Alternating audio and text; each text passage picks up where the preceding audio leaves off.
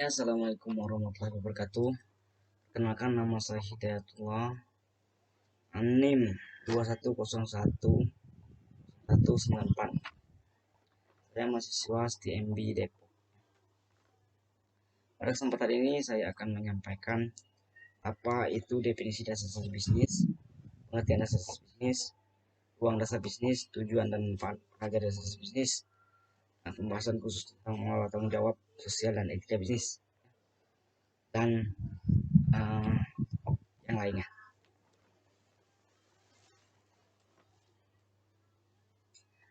Definisi bisnis, pengertian bisnis ya. Terlebih dahulu kita membahas tentang pengertian bisnis atau niaga adalah kegiatan memperjualbelikan barang atau jasa dengan tujuan memperoleh laba.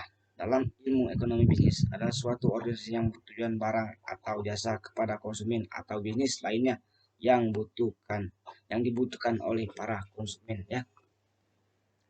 Dari bahasa Inggris, business dari kata besar busi yang berarti sibuk dalam konteks individu atau masyarakat. Dalam arti sibuk mengerjakan aktivitas dan pekerjaan yang mendatang karena keuntungan. Dalam ekonomi kapasitas, di mana kebanyakan bisnis dimiliki oleh pihak swasta, bisnis dibentuk untuk mendapatkan profit atau keuntungan bagi pebisnis itu sendiri. Pemilik dan operator dari sebuah bisnis mendapatkan imbalan sesuai dengan waktu usaha atau kapital yang mereka berikan. Secara etimologi, bisnis berarti keadaan di mana seseorang atau sekelompok orang sibuk melakukan pekerjaan yang menghasilkan keuntungan. Bisnis sendiri memiliki tiga kegunaan, yaitu penggunaan singular.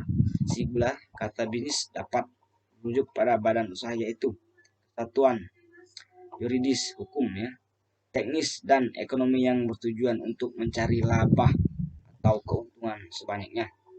Namun definisi bisnis yang dapat masih menjadi bahan perdebatan hingga saat ini. Dan selanjutnya tentang bisnis menurut para ahli ya. Bisnis menurut para ahli. Yang pertama menurut Given dan Ebert, bisnis adalah organisasi yang menyediakan barang atau jasa dengan maksud mendapatkan laba atau keuntungan. Menurut Profesor dan selanjutnya menurut Profesor Owen, bisnis adalah suatu perusahaan yang berhubungan dengan produksi dan distribusi barang ya atau pasokan. Dan yang ketiga menurut Hopper, bisnis adalah segala dan keseluruhan kompleksitas yang ada berbagai bidang seperti penjualan, komersil, dan industri. Industri dasar processing dan industri manufaktur dan jaringan distribusi, perbankan, asuransi, transportasi, dan seterusnya. Kemudian melayani dan memasuki secara utuh di dunia bisnis. Dan yang keempat menurut Merriam-Webster, bisnis adalah suatu aktivitas pembuatan, pembelian atau penjualan barang dan jasa yang kemudian dipertukar dengan uang ya. Dan yang terakhir menurut Sanford ya, business in an institution good and service demand by people, and artinya bisnis ialah suatu lembaga yang menghasilkan barang dan jasa yang dibutuhkan oleh masyarakat. Apabila kebutuhan masyarakat meningkat, maka lembaga bisnis pun meningkat pula ya. Yang selanjutnya membahas tentang ruang dasar bisnis ya. Pengertian bisnis terlebih dahulu yang akan kita bahas. Bisnis adalah serangkaian usaha yang dilakukan suatu orang atau kelompok dengan menawarkan barang dan jasa pada konsumen untuk mendapatkan laba sebanyaknya. Ya. Ruang bisnis pun terbagi menjadi 3 kategori ya. Bisnis in yang pertama, kegiatan bisnis sebagai sebuah organisasi. Kegiatan bisnis sebagai organisasi terbagi menjadi 3 poin sampai 4 poin ya. Yang pertama produksi, penciptaan barang dan jasa. Dan yang kedua keuangan, kegiatan mencari dana yang dibutuhkan untuk melaksanakan kegiatan dagang. Dan yang ketiga, pemasaran. Kegiatan untuk menginformasikan barang dan jasa, mengidentifikasi keinginan konsumen. Dan yang keempat, pengelolaan sumber daya manusia (SDM), kegiatan mencari tenaga kerja yang meningkatkan kemampuannya. Dan yang selanjutnya membahas tentang lingkungan bisnis. Lingkungan bisnis terbagi menjadi dua. Maaf, 4 maksudnya. Yang pertama, monosponsing adalah keadaan di mana suatu pelaku usaha kondisi usaha mengenai pemerintahan pasokan atau menjadi pembeli tunggal atas barang atau jasa dalam suatu pasar komunitas. Kondisi monosponi sengit terjadi di daerah-daerah perkebunan dan industri hewan potong hingga tawar-menawar dalam harga petani adalah salah satu contoh adalah penjualan perangkat kereta api hanya ada satu, yakni KAI. Dan yang kedua, oligopoli. Oligopoli itu sendiri adalah pasar di mana penawaran suatu jenis barang dikuasai oleh beberapa perusahaan. Umumnya jumlah perusahaan lebih dari 2 dan kurang dari 10 dalam pasar oligopoli. Setiap perusahaan memposisikan dirinya sebagai bagian yang tingkat dengan permainan pasar itu sendiri ya. Dan yang ketiga, oligopoli adalah keadaan di mana 2 atau lebih pelaku usaha menguasai pemerintahan pasokan atau menjadi pembeli tunggal atas barang atau jasa dalam suatu pasar komunitas. Dan yang terakhir, monopoli adalah suatu bentuk pasar di mana hanya terdapat suatu penjual yang menguasai pasar. Penentu harga pada pasar yaitu adalah seorang penjual atau smith disebut monopolis. Bagian penentu harga dan barang, Prince Master. Dan yang selanjutnya membahas tentang tujuan dan manfaat mempelajari dasar-dasar bisnis.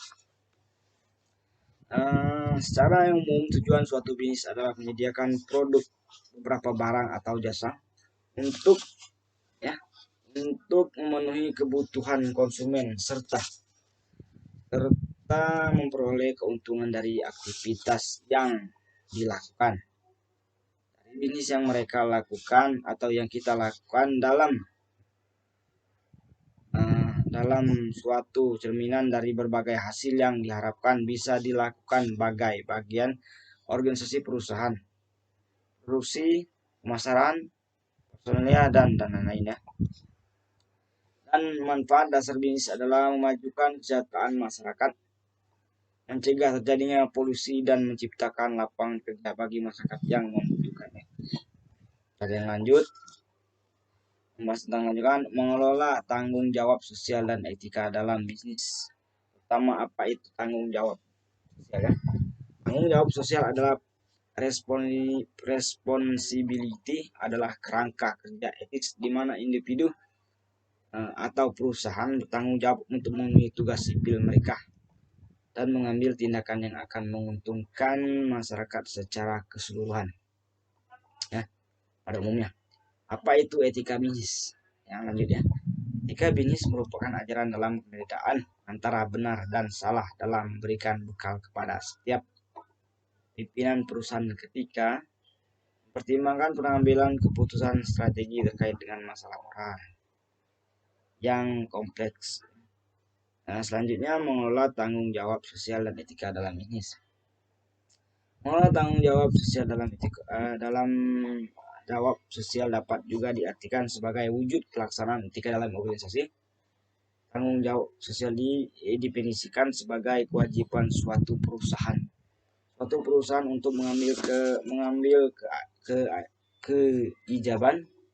keajaiban keputusan dan mengambil tindakan yang memberikan manfaat kepada masyarakat supaya tidak ada kesalahpahaman kepada siapa dan untuk apa perusahaan bertanggung jawab. Dengan etika dalam bisnis dapat dikaitkan dengan isu organisasi. Etika itu sendiri adalah aturan atau prinsip yang merupakan perilaku benar atau salah. Jadi setiap perusahaan akan melakukan bisnis harus wajib menerapkan etika tersebut agar nilai personal dan kerja dapat berjalan dengan semestinya atau dengan lancar. Selanjutnya pilih salah satu usaha bisnis yang tanggung jawab dan etika dalam bisnis. Dalam hal ini yang kita perlukan usaha yang menerapkan tanggung jawab ialah dalam hal ini yang menarik pelaku usaha yang menerapkan tanggung jawab saya akan mengarah ke sana, yaitu usaha Pertamina atau usaha penjualan bahan bakar minyak BBM. Dalam hal ini melaksanakan usaha bisnis guna dapat keuntungan tak bisa lepas dari tanggung jawab. Usaha BBM itu sendiri inilah sangat mayoritas dikuasai oleh pemerintah pusat atau tetapi seiring berkembangnya waktu atau zaman usaha ini pun banyak dilakoni oleh pengusaha daerah atau milik pribadi itu sendiri.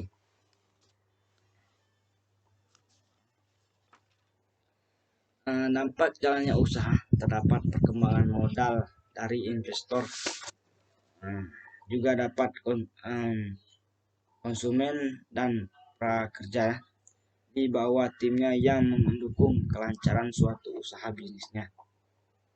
Setelah mengetahui apa itu usaha bisnis, pemilik bisnis usaha yang melayani para konsumen pembeli produknya atau bahan bakar minyak BBM harus memiliki tanggung jawab sosial yang tinggi, etika yang tinggi seperti tanggung jawab kepada konsumen, tanggung jawab kepada karyawan, tanggung jawab kepada investor, masuknya tanggung jawab terhadap lingkungan sekitar agar tetap menjadi primadona usaha dalam suatu usaha ya.